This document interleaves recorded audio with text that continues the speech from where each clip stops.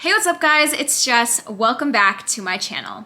Before I get started on the topic of today's video, I want to thank you all so much for helping me reach 1,000 subscribers. That was such a huge milestone for me and my channel because I've been posting videos for years now. And over the last few months, I've realized that YouTube is a bigger passion than I allowed myself to think it was. So right now, I have the priority of continuing to grow my channel, and that is why I post one video every single day. But as I was analyzing my channel, I realized that it was not organized whatsoever. There was not a common theme. Many people may not know what they're subscribing for because I just kind of talked about random things. And while I do love making a bunch of different video topics because I love so many things, I do think that it's important for me to at least niche down a little bit in order to grow my channel. So with that in mind, I'm thinking of prioritizing more minimalism content. But as y'all know, I'm still a student at UW. I still intern at NASA. I still work as a boxing trainer. There's just so many things about me that I could talk about on this channel. So if there's any videos you'd like to see related to those things, let me know. But for now, I'm gonna be talking about minimalism. For today's video, I'm gonna be starting right at the beginning of my journey and talk about how I became a minimalist in the first place. For the introduction of my minimalist journey, I'm actually gonna read an excerpt from one of the essays that I wrote for class. This section is titled, How a Shopping Addict and a Hoarder Produced a Minimalist.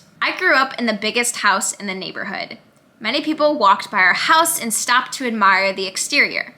The freshly cut grass, the expanding garden of peonies and magnolias, the abundant peaches and apples that grew on our fruit tree, and the waterfall and wishing wells placed alongside the brick walkway that led to our front door.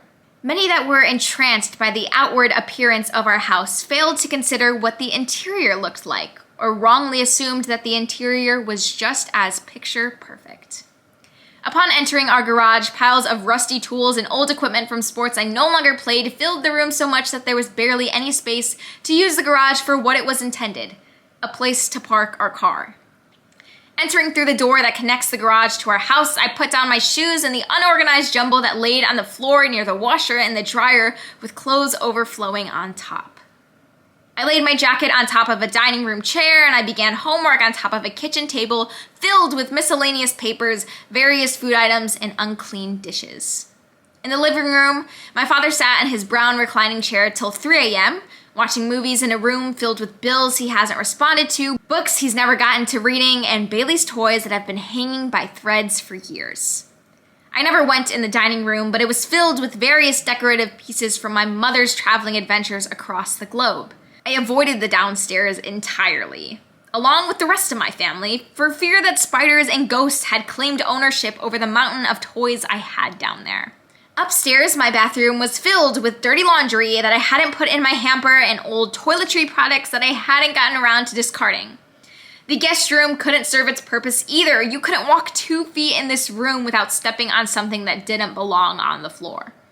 My father owns his own framing and art business in Hyde Park, and all of the stuff that can't fit in that store is located in our home's computer room. Piles of paper dating all the way back to 2001 are stacked from the floor to the ceiling. My mother's room was relatively clean until you looked at her closet and saw the number of purses tucked away in the top shelf that she hasn't touched since she bought them. Finally, entering my room, I was met with a constant reminder that I owned a lot of stuff. As a sophomore in high school, I still owned every single homework assignment, quiz, and art project since I was a kindergartner. The clutter in our lives caused a disconnect between my mother, father, and me that severely impacted the way we loved one another. I built a relationship with my mom on the foundations of taking shopping trips together when we wanted to spend time with one another. The idea that showing love to someone else needs to be in the form of spending money on a physical item. While my mother took on the role of a shopping addict, my father took on the role of a hoarder. My father's habits of laying on his reclining chair till 3 a.m., an extremely cluttered room, infuriated my mom so much to the point where she threatened him with divorce if he didn't start cleaning up the house and his life. She was even more upset knowing how much of a daddy's girl that I was, and she was concerned his poor habits would be passed down to me. In order to make my mother happy, I cleaned my room, but I shoved most of my items under the bed or in my closet. If you tried to open the closet door, everything would fall on top of you and you would suffocate and die. That is the metaphor for how clutter controlled my life.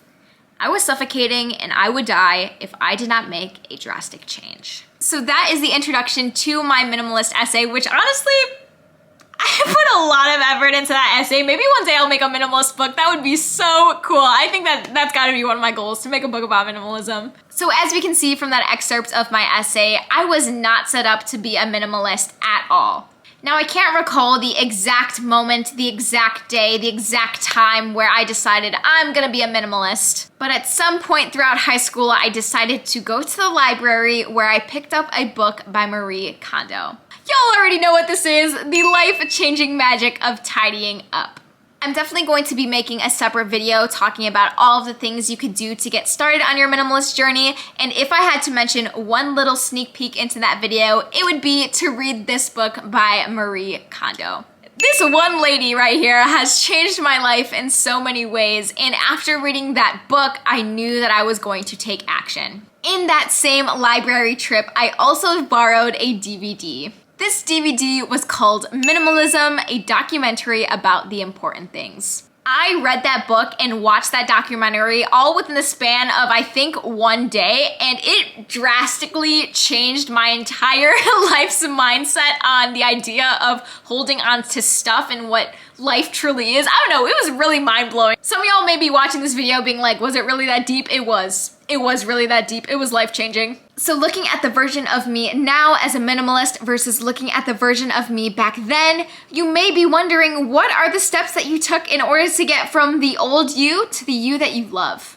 And that is going to be the focus of my channel moving forward. I want to thank you all so much for getting me to 1,000 subscribers, and as I continue to grow my platform, I hope you all enjoy the minimalism content. That is the end of the video, and I will see you all tomorrow. Bye! Yeah.